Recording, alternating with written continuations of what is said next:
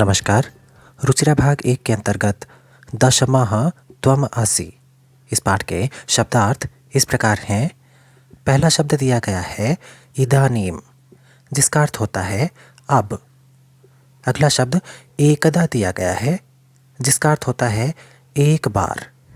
जैसे कि कोई कहानी सुनाते हुए हम कहते हैं कि एक बार की बात है, तो संस्कृत में एक बार को हम कहेंगे एकदा।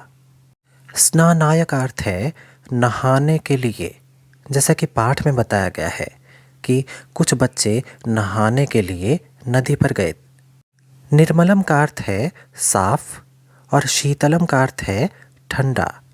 ये दोनों ही शब्द पानी के साथ जुड़े हुए हैं। जैसा कि पाठ में बताया गया है कि नदी का पानी बहुत ही साफ और ठंडा था।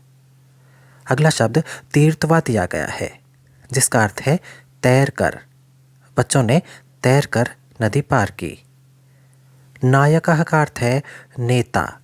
जो उन बच्चों में सबसे बड़ा था, जो उन्हें लीड कर रहा था, उसे यहाँ नायकः कहा गया है।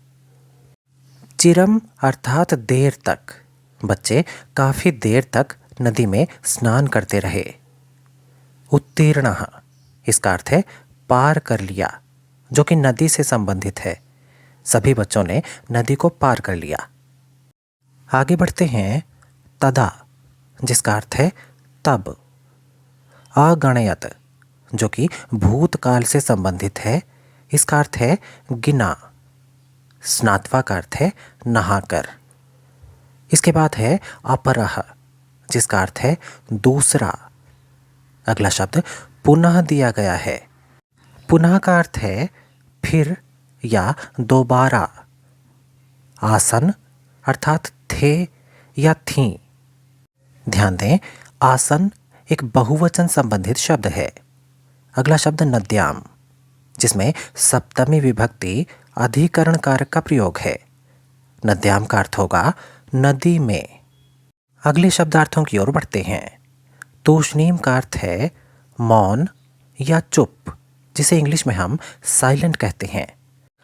पाठ के अंतर्गत एक घटना में जब बच्चों को ये लगता है कि उनमें से एक बच्चा कम है, तो वो दुखी होकर, मौन होकर चुपचाप खड़े हो जाते हैं। स्नातुम का अर्थ है स्नान के लिए या नहाने के लिए। ध्यान दें, इसी प्रकार का एक शब्द स्नानाय, ये भी पीछे हम पढ़ चुके हैं। उसका भी यही अर्थ है, स्नान के लिए। अगला शब्द है मग्नः, जिसका अर्थ होगा डूब गया। अगले शब्द प्रहरिष्टः का अर्थ है आनंदित या प्रसन्न। सरल भाषा में कहें तो खुश। अगले शब्द श्रुत्वा, इसका अर्थ है सुनकर। और अंतिम शब्द इति के अर्थ में कहा गया है कि ये उद्धरण की समाप्ति का सूचक अव्यय है। जैसे कि इसका प्रयोग करते हुए पाठ के अंतिम पंक्तियों में कहा गया है कि तदा पथिकः अवदत् दशमः त्वम असि इति, कि तब मुसाफिर ने कहा कि 10वें तुम हो, ऐसा उसने कहा। इस पाठ से संबंधित विस्तृत अनुवाद, अभ्यास और इसके बहुविकल्पीय प्रश्न यानी कि मल्टीपल चॉइस क्वेश्चंस की वीडियोस का लिंक नीचे डिस्क्रिप्शन में दिया गया है।